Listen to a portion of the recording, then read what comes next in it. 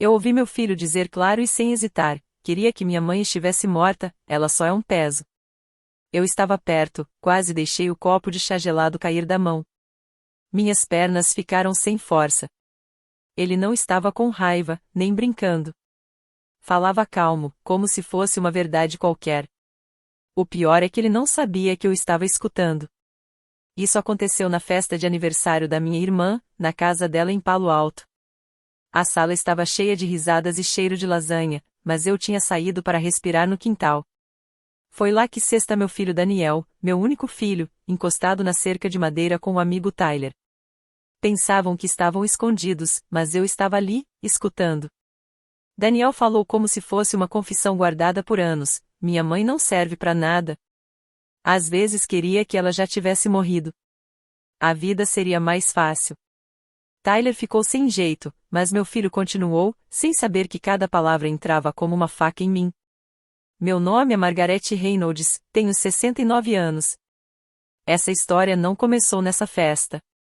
Foi assim que acabei vendendo tudo e desapareci. Porque naquela noite meu filho declarou que eu, a mãe que deu a vida para ele, seria melhor estar morta. E isso foi só o começo. Essas palavras ficaram ecoando muito tempo depois da festa, mais fortes que a música e mais pesadas que as risadas. Mas, se eu for honesta, os sinais já estavam ali há anos. Aquela frase foi só a faca que cortou a pele já machucada. Daniel tinha 6 anos quando o pai dele morreu num acidente de construção. Desde então, era eu e ele contra o mundo. Eu trabalhava dobrado como enfermeira, 10, 12 horas em pé, e ainda chegava em casa para preparar lanches, passar uniforme e deixar bilhetes na mochila dele, para que ele não se sentisse só. Achei que sacrifício trazia gratidão, que amor protegia. Mas eu estava errada. Quando ele virou adolescente, as rachaduras apareceram. Não queria mais que eu fosse nos shows da escola. Uma vez disse baixo: você não combina, mãe, com vergonha do meu uniforme gasto e meu rosto cansado. Eu achei que era coisa de fase. Mas aos 16, revirava os olhos quando eu errava uma palavra. Aos 18, ria das minhas roupas simples no jantar. Aos 21, nem me apresentava mais. Se eu inteligência artificial num encontro, ele se afastava como se ter a mãe perto fosse uma vergonha. Eu engoli cada uma. Mães inventam desculpas para aguentar a crueldade dos filhos. Mas a verdade é que cada momento levava um pedaço de mim. E aos 69, quase não havia mais pedaços para dar. O mais duro não foi a ofensa. Foi a indiferença. Eu passava horas cozinhando os pratos favoritos dele: carne assada com purê, torta de noz pecan no outono, e ele comia rápido, sem olhar para mim, e logo sumia no quarto. Os aniversários passavam com abraços fracos, sem cartão, sem obrigado. Desde o ensino médio nunca mais disse eu te amo. Eu tentava me enganar: talvez estivesse cansado, talvez o trabalho pesava, talvez eu queria demais. Mas lembrei dele criança, dormindo no meu ombro, sussurrando a não me deixa, mamãe. E agora, aos 35, ele queria que eu sumisse. Naquela noite, depois da festa, fiquei sentada na cozinha escura. A lista de mercado estava lá, incompleta no balcão. Minhas mãos tremiam enquanto eu passava os dedos pelos riscos do papel, como se leite e pão tivessem mais importância do que o lugar que eu ocupava no coração do meu filho. Não chorei, e isso me surpreendeu. Lágrimas seriam mais fáceis. Eu me sentia vazia, como se tivessem tirado tudo de dentro e deixado só a casca. Pensei em cada vela de aniversário que acendi, cada joelho ralado que beijei, cada oração sobre o corpo adormecido dele. Percebi que estava amando uma versão do meu filho que não existia mais e talvez nunca tivesse existido. Essa ideia ficou presa em mim como um espinho. E se eu tivesse passado a vida amando uma ilusão? No silêncio, com o barulho da geladeira ao fundo e a casa vazia, entendi algo terrível: eu tinha construído minha vida toda em torno de alguém que me via como nada. E se eu não agisse logo, iria morrer do jeito que ele queria: inútil, invisível, apagada. Mas o que Daniel não esperava era que, se ele queria que eu sumisse, eu estava pronta para dar a ele exatamente o que pediu. Na noite seguinte, me sentei no escritório à luz fraca do abajur. A casa estava silenciosa, o silêncio de décadas de trabalho. Chão de madeira brilhando, estantes cheias de livros, fotos emolduradas de viagens que Daniel nunca agradeceu. Minha casa de $200.000 em Palo Alto, quitada, segura, confortável. Para qualquer um de fora, eu tinha vencido, uma viúva que sobreviveu, trabalhou dobrado, investiu, economizou, conquistou. Muitos me invejavam, alguns me admiravam. Mas depois das palavras do meu filho, aquele lugar era um caixão.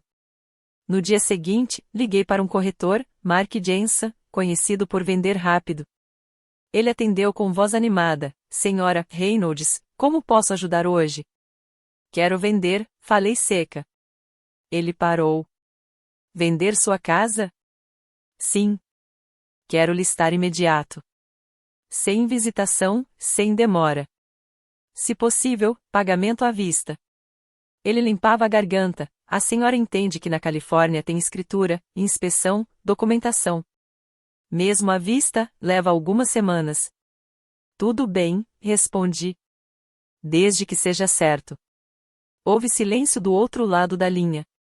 Depois ele disse: posso te conectar a um investidor que compra rápido, mas tem certeza, senhora Reynolds? Eu respondi: nunca tive tanta certeza. Dias depois, a casa foi fotografada, listada fora do mercado e mostrada a um comprador privado. Um casal de meia-idade passou pela cozinha que eu havia reformado, pelo jardim que eu cuidei mesmo em tempos de seca. Eles ofereceram um valor cheio, 1,2 milhão, à vista. O contrato foi para escritura. Foram 30 dias. Assinei os documentos com mãos mais firmes do que esperava. Cada assinatura era um corte, separando meu passado, mas também abrindo minha liberdade. Daniel nunca soube. Ele inteligência artificial e vinha sem perceber. Não notou os inspetores, nem a pasta fina de documentos que eu guardava na bolsa. Ele não perguntou nada. Ele nunca perguntava nada sobre mim. Por 30 dias, vivi numa calma estranha. Todas as noites eu empacotava um pouco, vendia móveis aos poucos. Me movia como um fantasma na minha própria casa, já ausente antes de partir. Quando a venda foi finalizada e o dinheiro entrou na conta, não foi alegria o que senti, foi finalidade. A herança de Daniel desapareceu, sua rede de segurança foi apagada. Não por vingança, mas por sobrevivência. O que me perseguia era: como ele vai descobrir? Eu não queria deixar um bilhete que ele ignorasse. Eu queria que ele sentisse, que ele encarasse o peso do que desejou. A resposta veio de forma inesperada: Tyler. O mesmo amigo que estava com ele naquele pátio. Sempre foi educado comigo e sabia o que eu tinha ouvido. Então eu liguei. Ele atendeu na segunda chamada, surpreso: Senhora Reynolds, está tudo bem? Eu respondi: Tyler, eu sei o que o Daniel disse outra noite. Eu estava lá. Ouvi cada palavra. Houve silêncio, então ele sussurrou, dolorido: Meu Deus, desculpe. Eu não preciso do seu pedido de desculpa, falei calma. Preciso que você leve um recado. Ele nunca vai acreditar se vier de mim. Tyler hesitou. Que recado?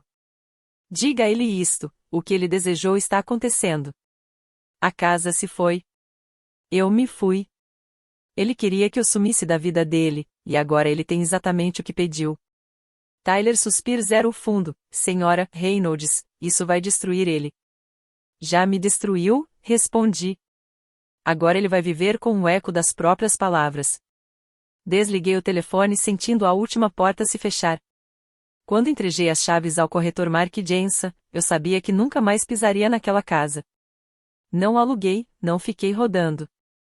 Usei parte dos 1,2 milhão para comprar um pequeno apartamento de um quarto em Half Moon Bay. Simples, 600 pés quadrados, com o cheiro do mar e uma varanda de frente para o Pacífico. O chão rangia, os eletrodomésticos eram antigos, mas era meu. Só meu. Sem herança, sem rede de segurança para Daniel. Só meu. Na primeira manhã no novo lugar, caminhei descalça até a varanda com uma caneca de café. As ondas batiam ao longe, firmes, tranquilas. Pela primeira vez em décadas, senti que o espaço onde eu vivia era realmente meu. Não era de memórias, nem de sacrifícios, nem de um filho que me achava inútil. Cozinhei refeições simples na cozinha pequena: ovos, torrada, uma sopa de legumes que durou 3 dias. Ninguém revirava os olhos pelo meu tempero. Ninguém suspirava com o som da minha risada. O silêncio estranho no começo foi se tornando um conforto. À noite, escrevia num diário, uma frase por dia.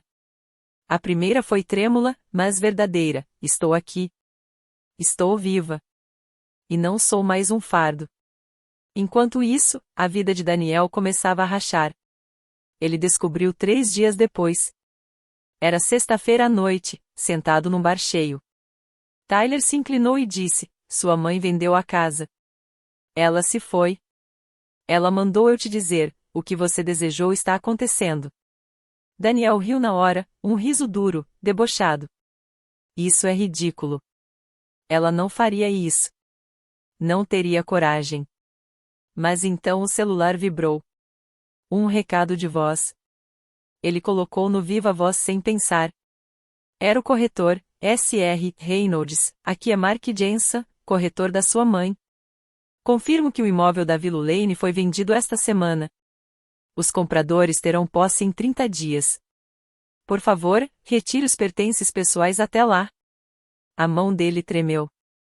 Não. Impossível. Empurrou a cadeira com força, o chão raspou. Essa é minha casa. Mas não era. Na manhã seguinte, ele entrou furioso em Willow Lane, bateu a porta. No balcão havia uma pasta do inspetor, assinaturas, notas, documentos de fechamento. Prova. Ele correu aos armários. Vazios. Puxou as gavetas.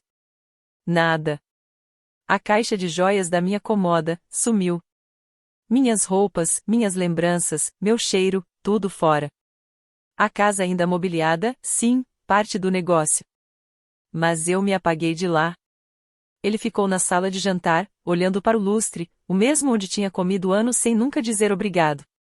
A respiração curta, descontrolada.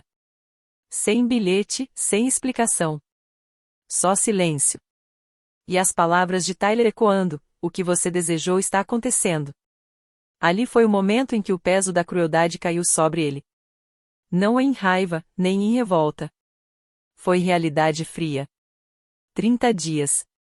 Era tudo o que ele tinha na casa que achava ser sua herança. 30 dias para levar só o que era dele, roupas, eletrônicos, coisas que juntou sem pensar, enquanto eu carreguei o peso da vida dele.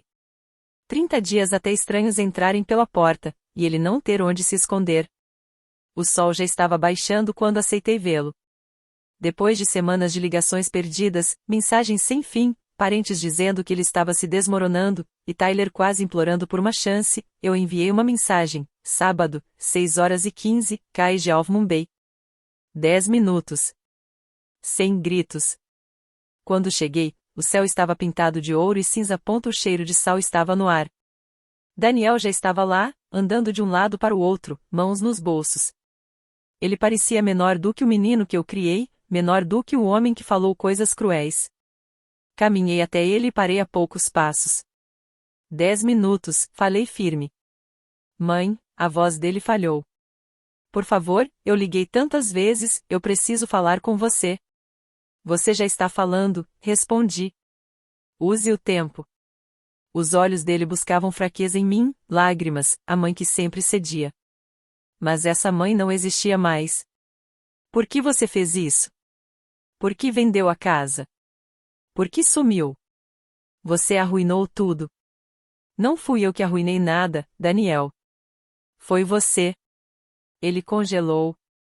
Você desejou que eu estivesse morta. Eu ouvi cada palavra. Dei um passo mais perto. Você tem ideia do que isso faz com uma mãe? Ouvir o próprio filho dizer que ela é inútil? Que quer vê-la fora da vida como lixo? Isso não foi um deslize. Foi quem você é quando pensa que ninguém ouve. Eu não quis dizer isso. Quis sim, cortei. Talvez se arrependa agora, mas naquele momento você quis. E não venha dizer o contrário. O rosto dele se desfez. Eu estava com raiva, não sei por que falei aquilo. Eu sei, disse, mais calma. Pensei nisso por semanas. Quando seu pai morreu, você tinha 6 anos. Um dia ele estava ali, vivo, forte, no outro dia, um acidente e acabou. Desde então, só tinha eu. E você odiava isso. Odiava que eu sobrevivi e ele não. Daniel ficou com o maxilar duro, os olhos molhados. Você carregou essa raiva como sombra. Não sabia culpar a morte, então culpou a mim. Cada erro, cada vergonha, cada frustração, me usou de bode expiatório. Essa é a verdade, Daniel. Uma criança sem pai acha que alguém tem que pagar. E você me fez pagar todos os dias. Ele tremia. Eu nunca pensei assim. Eu pensei. Por 30 anos. Aguentei sua indiferença, sua crueldade, seu silêncio porque dizia para mim mesma que você estava quebrado. Que se eu amasse o bastante, você melhoraria. Mas amor não conserta quem não quer mudar. Ele se aproximou, desesperado. Então me ajuda agora. Não vá embora. Eu juro que vou mudar. Levantei a mão e o parei. Não. Esse é o aprendizado que você precisa. Respeito não se implora depois que o estrago está feito. Respeito se constrói dia a dia, no jeito de falar, no jeito de tratar as pessoas, no jeito de honrar quem te deu a vida. E você falhou, Daniel.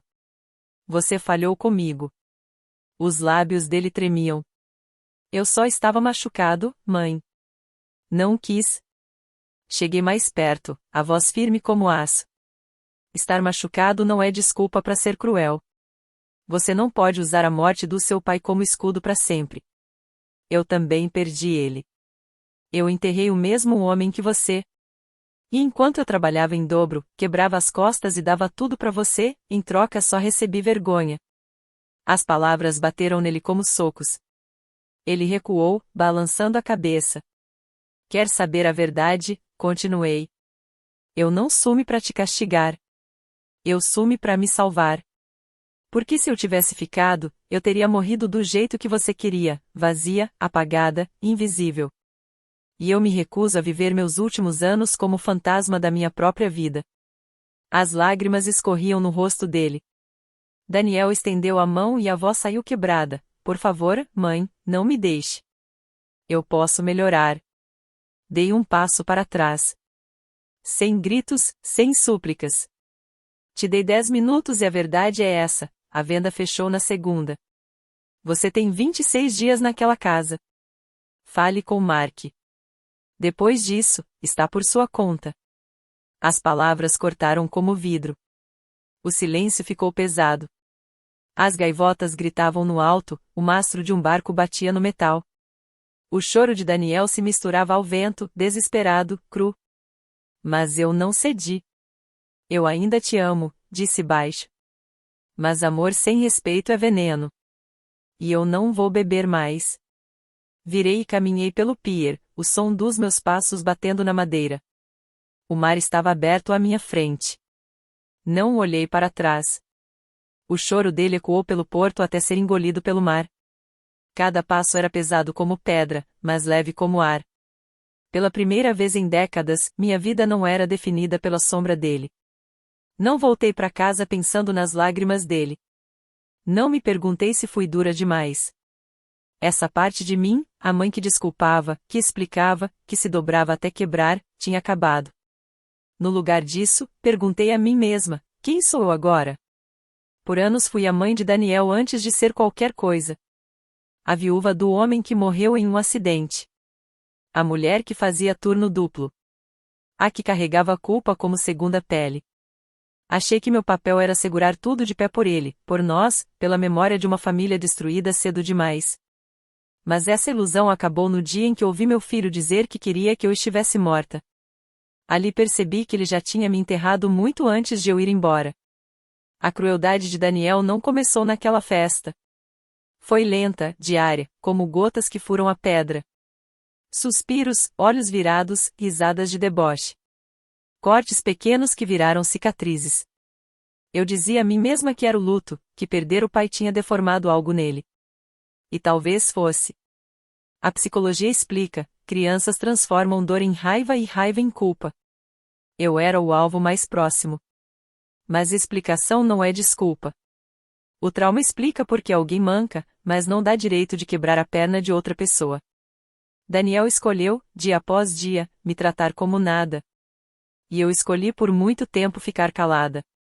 Esse silêncio acabou. Agora, quando sento na varanda do meu pequeno apartamento de frente para o mar, não me sinto mais prisioneira da minha própria história. O ar cheira a sal e possibilidade. As ondas me lembram que tudo pode cair, se quebrar, e ainda assim voltar mais forte. Não sinto falta da casa. 4 quartos, chão brilhante, lustres. No fim, nunca foi um lar. Era só um monumento a sacrifícios que ninguém valorizava. Hoje vivo na simplicidade. E nessa simplicidade encontrei uma riqueza que nenhum dinheiro dá. Eu ainda amo meu filho. Isso nunca vai mudar. O sangue liga para sempre, mesmo quando a confiança se quebra. Mas aprendi uma coisa que todo pai, toda mãe, toda pessoa precisa entender: amor sem respeito é veneno. Ele mata devagar, de forma invisível, até o dia em que você acorda e percebe que já virou fantasma da própria vida. Então eu escolhi viver. Escolhi a mim mesma. Alguns vão me chamar de cruel. Vão dizer que mãe tem que aguentar, tem que abrir a porta sempre, mesmo depois de 1000 vezes batida na cara. Mas eu digo, aguentar desrespeito não é amor. É destruição disfarçada de virtude. Se minha história choca, que choque. Se incomoda, que incomode. Porque em algum lugar existe outra mulher calada, engolindo crueldade, dizendo a si mesma que um dia vai melhorar. Mas não vai. Só melhora quando ela decide que precisa melhorar.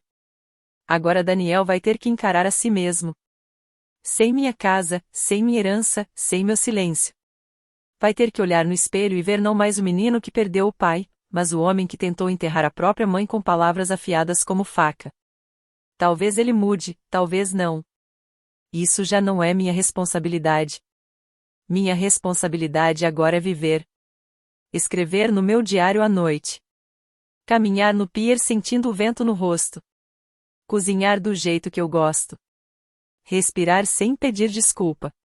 Pela primeira vez, pertenço a mim mesma. E se Daniel se lembrar de mim, espero que não seja com rancor, mas com a consciência de que palavras importam. Que crueldade tem consequências. Que o limite de uma mãe não é fraqueza, é despertar. Eu desapareci, sim. Mas ao desaparecer, não sume. Eu voltei. Voltei a ser a mulher que sempre deveria ter sido. Inteira, viva, sem vergonha de existir. Se você ouve minha história, leve isso com você, nunca trate o amor como descartável. Nunca confunda paciência com permissão. E nunca espere ser tarde demais para dar respeito a quem te deu a vida. Porque um dia você pode acordar e perceber que aquela pessoa que você achava que sempre estaria lá já se foi. E tudo o que restará será o eco das suas próprias palavras.